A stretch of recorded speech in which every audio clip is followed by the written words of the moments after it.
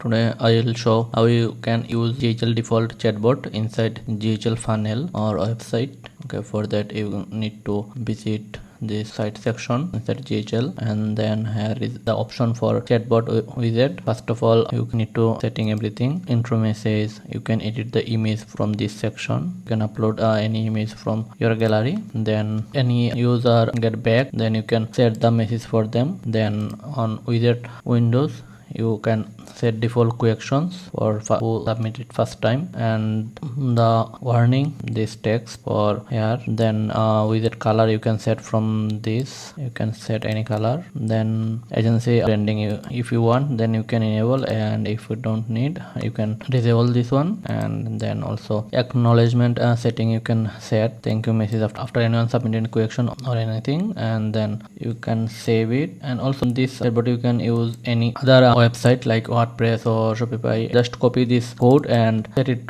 in the footer section, then it will be work. And for this GHL funnel, after save this, then you have to go the funnel link. For example, you can visit a funnel, then in the setting this option you can find chatbot widget. Just enable this setting and visit the link. Here you can find this one. For website, same way the setting need to enable this feature. Thank you.